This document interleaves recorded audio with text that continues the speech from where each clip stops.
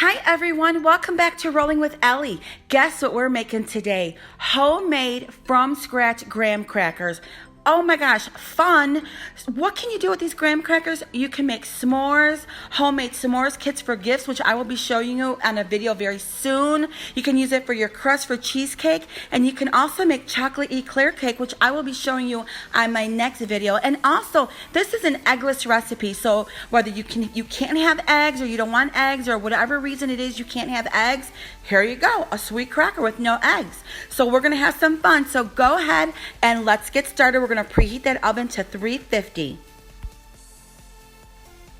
In a medium to a large mixing bowl, you want to add 1 cup of butter or 2 sticks, which will equal a whole cup, and you want it softened. I used a hand mixer, but you can use a KitchenAid or a wooden spoon, but you may at some point have to use your hands because it does get a little tough.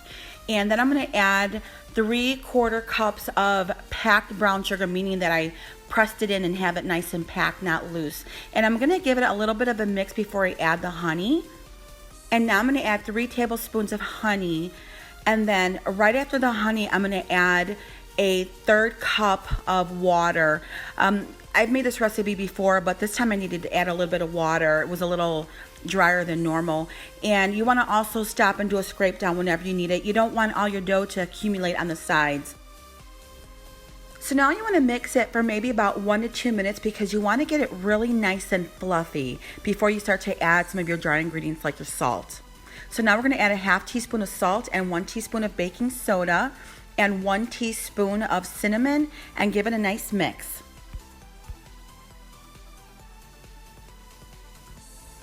Now we're going to add 3 cups of flour, but only 1 cup at a time. So you want to add 1 cup, mix it up, and do your 2nd cup and then your 3rd cup. This will help you to get it incorporated pretty good. And if you're using a wooden spoon, this is where you may have to use your hand and use use a little bit of muscle. You're going to want to be able to roll out your dough. So if you notice that when you're rolling it with your rolling pin, it's got a lot of lines and cracks, feel free to add some more water. You want it to be a little smooth when you're rolling it so you don't get any cracks.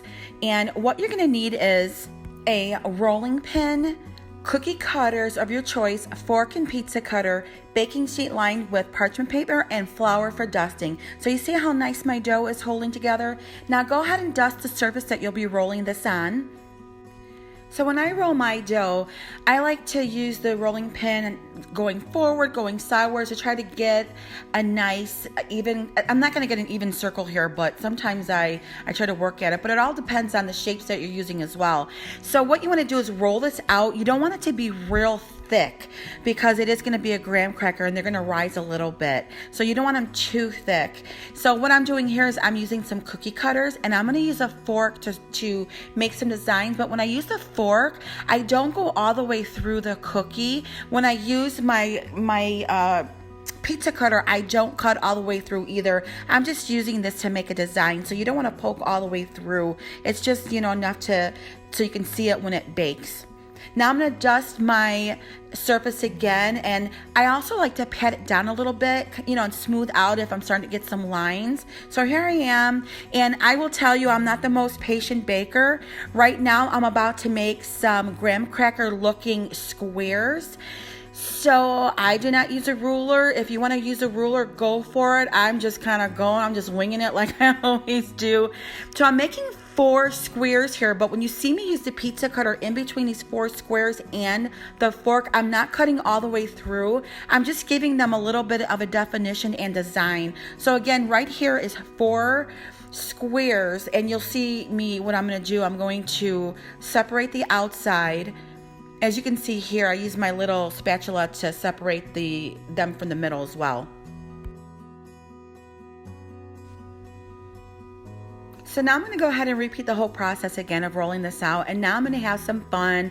This is a lot of fun. You can use, if it's Christmas time and you're going to be outside and having a bonfire or something, you can use Christmas cookie cutters to make some graham cracker shapes, which would be so much fun. You can use some for fall, for Valentine's Day. I'm going to show you how to make some kits, and I'm going to show you how to even make some chocolate into certain shapes, like for example Valentine's Day, and just some fun stuff. So here I am, I'm just decorating. I'm just having a blast over here with these, as you can see here.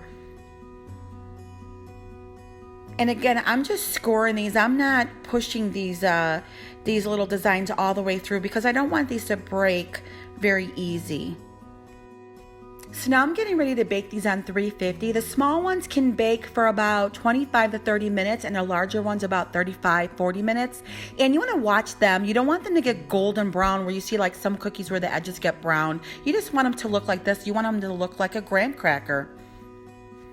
Well, I forgot to buy some skewers, so excuse the fork, but look at this. How fun is this? And another idea, if you have kids and they're young and you don't want them around fire for whatever reason, you can throw these marshmallows in the microwave. But you know, you just have to remember that it's not going to get as hot as the fire and they may not melt your chocolate. So you may even be able to put your chocolate on top of the marshmallow in the microwave as well. And then once you put them on the graham cracker, they will melt. So that's a little safer for the smaller kids. Just an idea for you. Well, everyone, I hope you're going to stay tuned because the next one I'm going to bring you is homemade chocolate eclair cake. You can even use homemade from scratch graham crackers, or if you don't have that kind of time, the ones from the store just is fine. I'm going to be showing you how to even do some homemade fun kits for s'mores that you can give away as a gift or have for a romantic evening. And guess what else I'm going to bring you? Homemade marshmallows. It's going to be so much fun. So thank you everybody again for rolling with me. Stay tuned and don't forget to like and subscribe.